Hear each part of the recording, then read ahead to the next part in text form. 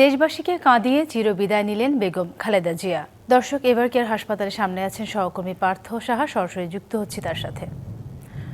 পার্থ, আজ আর কিছুক্ষণ পরেই তো ভোর হবে এবং আমরা সবাই জানি আজ বাদ জোহর বেগম খালেদা জিয়ার জানাজা অনুষ্ঠিত হবে। আপনি এভারকেয়ার হাসপাতালের সামনে আছেন, সেখানকার প্রস্তুতি কেমন দেখতে পাচ্ছেন নেতাকর্মীদের? সাথী, রাত গড়িয়ে ভোর, তবে নেতাকর্মীদের যে অপেক্ষা, সেই অপেক্ষার অবসান কখন ঘটবে সে বিষয়ে কিন্তু এখনও সুস্পষ্ট কোনো ধারণা পাওয়া যায়নি।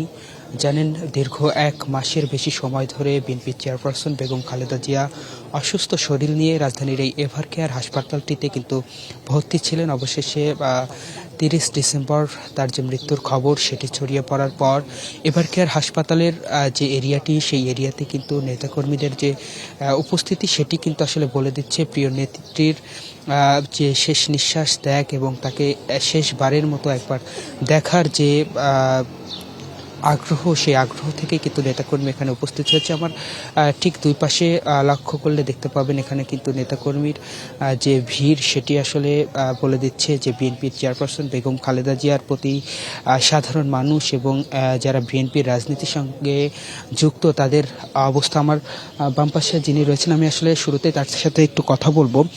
আপনি অনেক সময় ধরে এখানে উপস্থিত রয়েছেন এবং আপনি কিছু সময় আগে কান্নাকাটিও করছিলেন। আসলে বলবেন কোথা থেকে এসেছেন এবং আপনার কান্নাকাটির কারণটা বলবেন। আমি পটুয়াখালী থেকে এসেছি। আমার নাম আব্দুল সোবহান মৃদা। আমি একমাত্র এখানে এসেছি দীর্ঘ 1 মাস 7 দিন ম্যাডাম খালেদা জিয়া 23 তারিখ হইতে এবারকার হসপিটালে। আমি কয়েকবারই আসতে চাইছি, মাঝখানে যখন তাকে বিদেশে নেওয়ার একটা কথা ছিল, কিন্তু তার শারীরিক অবস্থা এত খারাপ ছিল যে তাকে নেওয়া সম্ভব হইতেছে না। তখন চিন্তা করলাম মাঝখানে একটু সুস্থ হয়ে তার মানে হয়তো চলে যাবে। তখন আমি কয়েকটা কবিতা লিখেছি যে ওনার এই নিথর নিস্তব্ধ সময় ওনারকে আমরা তো ভালো করে চিনতাম, উনি একজন দরদি মহিষী নারী। ওনার অন্তর বাংলাদেশের মানুষের জন্য কাঁদে, মাটির জন্য কাঁদে, মানুষের জন্য কাঁদে। তাই আজকে উনি কথা বলতে পারে না।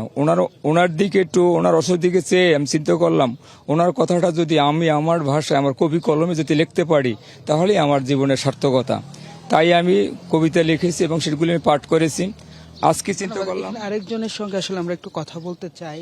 বেগম জিয়ার যে মৃত্যু, সেই মৃত্যুতে রাজনীতিতে কোনো প্রভাব পড়বে কিনা, কি মনে করছেন?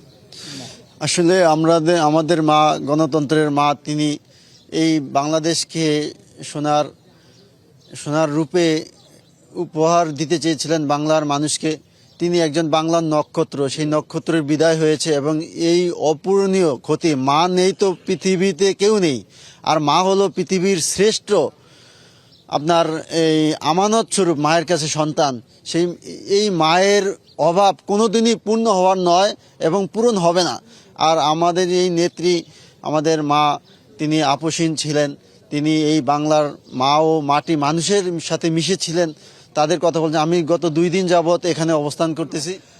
সাথী, শুনছিলেন আমরা এখানে উপস্থিত নেতাকর্মীর সাথে কথা বলছিলাম। তারা বলছিলেন বেগম জিয়ার মাতৃ সমতুল্য একজন মানুষ, তার যে অনুপস্থিতি রাজনীতির, সেই অনুপস্থিতি কখনো পূর্ণ হবে কিনা সে বিষয় নিয়েও কিন্তু আসলে প্রশ্ন রয়ে গিয়েছে। তবে কখন নাগাদ আসলে বেগম জিয়ার এই মৃতদেহটি বের করা হবে সে বিষয়ে কিন্তু এখনও সুস্পষ্ট কোনো তথ্য দেওয়া হয়নি। তবে এই জায়গা থেকে কিন্তু বের হয়ে বেগম জিয়ার যে বাড়ি রয়েছে সেখানে নিয়ে যাওয়া হবে। তারপরে মানিক মিয়া এভিনিউ তার যে জানাজার অনুষ্ঠিত হবে, সেই জানাজায় কিন্তু অংশগ্রহণ করবে। পরবর্তীতে শহীদ প্রেসিডেন্ট জিয়াউর রহমানের পাশে কিন্তু তাকে সমাহিত করা হবে।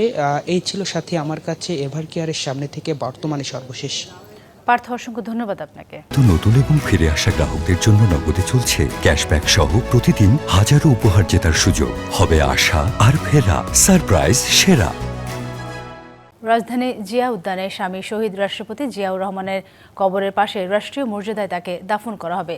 দর্শক, সেখান থেকে আরও তথ্য জানাতে আমাদের সাথে সরাসরি যুক্ত হচ্ছে সহকর্মী ইমরান হাসান রাব্বি। রাব্বি, আজকে তো বাদ জোহর বেগম খালেদা জিয়ার জানাজা হবে এবং চন্দ্রিমা উদ্যানে আপনি আছেন। আপনি জানাবেন জানাজা নিয়ে সব প্রস্তুতি কেমন দেখতে পাচ্ছেন, সেখানকার নিরাপত্তা ব্যবস্থার কেমন দেখতে পাচ্ছেন, সব কিছু মিলে আমাদের সামনে একটু তুলে ধরবেন। সাথী, আসলে বিএনপি চেয়ারপারসন এবং 3 বারের প্রধানমন্ত্রী বেগম খালেদা জিয়ার মৃত্যুতে শোকাহত পুরো বাংলাদেশ এবং বাংলাদেশ ছাপিয়ে পুরো বিশ্ব জুড়েই মূলত শোকে এই মুহূর্তে মুহ্যমান। আমি রয়েছি জিয়া উদ্যানের সামনে, যেই জিয়া উদ্যানের শহীদ জিয়াউর রহমানের কবরের পাশেই দাফন করা হবে বেগম খালেদা জিয়াকে। পুরো নিরাপত্তার চাদরে এই জিয়া উদ্যান এলাকা, সংসদ ভবন এলাকা এবং তার পার্শ্ববর্তী যে এলাকা রয়েছে সেই এলাকাতে আইন শৃঙ্খলা বাহিনীর সদস্যদের বাড়ানো হয়েছে, টহল বাড়ানো হয়েছে। বিজয় সরণি থেকে এই জিয়া উদ্যান এবং সংসদ ভবন এলাকায় প্রবেশদ্বার যেগুলো রয়েছে সেখানে, এবং যেই সমাধিস্থল রয়েছে জিয়াউর রহমানের, সেখানে আসলে এই মুহূর্তে গণমাধ্যম কর্মী সহ নেতাকর্মী সমর্থক যারা রয়েছেন তাদের প্রবেশ করতে দেয়া হচ্ছে না নিরাপত্তার কারণেই। সারা দেশ থেকেই আসলে নেতাকর্মী সমর্থকরা সকাল থেকেই আসতে শুরু করেছেন এবং রাত বাড়ার সাথে সাথে জিয়া উদ্যান এলাকায় নেতাকর্মী সমর্থকরা জমায়েত হওয়া শুরু করেছেন। সকাল 7টায় এভার কেয়ার থেকে প্রথমে ফিরোজা এবং ফিরোজা থেকে মানিক মিয়া এভিনিউয়ের সংসদ ভবন এলাকাতে নিয়ে আসা হবে বেগম খালেদা জিয়ার মরদেহ, এবং বাদ জোহর আসলে স্বামীর কবরের পাশেই এখানে দাফন করা হবে। যারা এসেছেন আমরা একটু কথা বলার চেষ্টা করব। আসলে আপনারা আপনাদের যে নেত্রী বেগম খালেদা জিয়া, সাবেক প্রধানমন্ত্রী, তার মৃত্যুতে এবং তার জানাজায় অংশগ্রহণ করার জন্য এসেছেন, কোথা থেকে এসেছেন? ধন্যবাদ। আমরা চট্টগ্রাম থেকে এসেছি, চট্টগ্রাম মহানগর থেকে এসেছি। আমরা এমন একজন নেত্রীকে হারাইছি যে আজকে বাংলাদেশ অনেক একজন মুরব্বীকে হেরেছেন। সেজন্য আমরা খুব মনমোহিত যে দেশপ্রেমিক আমরা আর পাবো কিনা আমরা কি জানি। আমরা মনে করি এ ধরনের একজন দেশপ্রেমিককে হারে আজকে বাংলাদেশ অনেক ক্ষতিগ্রস্ত।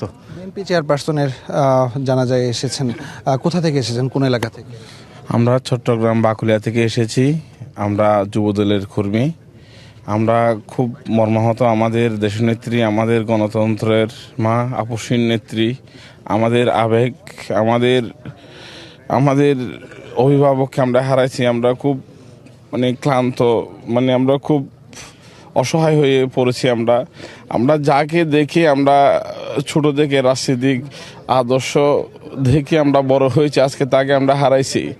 আমাদের এই যে বাংলাদেশ নিয়ে ভবিষ্যতে এইভাবে কেউ চিন্তা করবে, নিজের আদরের সন্তানকে হারাইছে উনি, তারপরও আপোষ করে নাই বাংলাদেশের সাথে। এখন আমরা খুব খুব এই কষ্ট, এই দুঃখ আমরা কাউকে বোঝাইতে পারবো না। আমরা বাংলাদেশের একটা বড় সম্পদ আমরা হারাই ফেলছি। একেবারেই স্মৃতির পাতায় আসলে যেই সাবেক প্রধানমন্ত্রী, তার বিষয়ে আসলে সবাই শোকে কাতর। কোথা থেকে এসেছেন আসলে, কোথা থেকে এসেছেন? আমি বরিশাল থেকে এসেছি, জালকাঠি জেলা কৃষক দলের নেতৃত্বে। তো আমরা আজকে এখানে সবাই শোকাহত। তো একটা কথা বলতে চাই যে সারা বাংলাদেশ ব্যাপী বা সারা বিশ্বব্যাপী বলতে চাই যে আজকে এই স্বৈরাচার খুনি হাসিনার অত্যাচারে অনেক ব্যথায় ব্যথিত আমাদের দেশনেত্রী, গণতন্ত্রের মা বেগম খালেদা জিয়া। তো আমরা একটা কথাই গর্বের সাথে বলতে চাই, আজ শেখ মুজিবের কন্যা স্বৈরাচার খুনি হাসিনা আজ দেশ থেকে পালিয়ে যাইতে বাধ্য হয়েছে তার অত্যাচারে বা তার দুষ্কৃত কর্মকাণ্ডে। কিন্তু কোথা থেকে এসেছেন? ধন্যবাদ ডিবিসি নিউজ আপনাদেরকে। আমরা চট্টগ্রাম থেকে এসেছি। আমরা চট্টগ্রাম মহানগর যুবদলের পক্ষ থেকে আমরা এসেছি। আমাদের এই সাবেক 3বারের প্রধানমন্ত্রী, আপসীর নেত্রী, দেশনেত্রী বেগম খালেদা জিয়াকে আমরা হারিয়ে আমরা মর্মাহত। আমরা আমাদের নেত্রীকে হারিয়ে আমরা যে আমাদের ক্ষতি হয়েছে, আশা করি মনে করেন এই ক্ষতি আমাদের আর কোনোদিন পূরণ হবে না। আমরা কিছু করার নেই, আমরা সকলে ওনার জন্য দোয়া করি। সকলের কাছে, সারা বাংলাদেশের মানুষের কাছে দোয়া চাই, আল্লাহ তাআলা যেন ওনাকে জান্নাতুল ফেরদৌস নসিব করেন। আমরা সেই কামনাই করি। যে একেবারে নিরাপত্তার চাদরে ঘিরে রাখা হয়েছে জিয়া উদ্যান এলাকা। এখানে কোনো গাড়ি প্রবেশ করতে দেওয়া হচ্ছে না। যারা দূর দূরান্ত থেকে আসছেন বা দেশের বিভিন্ন প্রান্ত থেকে আসছেন তারা বিজয় সরণি এলাকাতেই যানবাহন রেখে পায়ে হেঁটে এই জিয়া উদ্যান এবং তৎসংলগ্ন যে এলাকাগুলো রয়েছে সেই এলাকায় প্রবেশ করছেন। আসলে মানুষের মাঝে যে আবেগ, ভালোবাসা রয়েছে বেগম খালেদা জিয়ার প্রতি সেটি আসলে প্রকাশ পাচ্ছে। নেতাকর্মী এবং সমর্থকদের ভিড় বাড়ছে এই এলাকায়।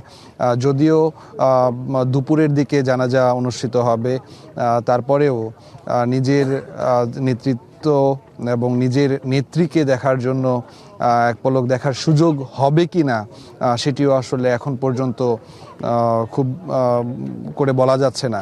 তো তারপরেও নেতাকর্মী সমর্থকরা বিভিন্ন জায়গা থেকে আসছেন। আমরা ইতোমধ্যে জানতে পেরেছি মহাখালী বাস টার্মিনাল, সায়েদাবাদ, গাবতলী সহ যে ঢাকায় প্রবেশের যে এলাকাগুলো রয়েছে সেই এলাকাগুলোতে মানুষ দূরপাল্লার বাস এবং লঞ্চে করেও আসছেন জানাজায় অংশ নিতে।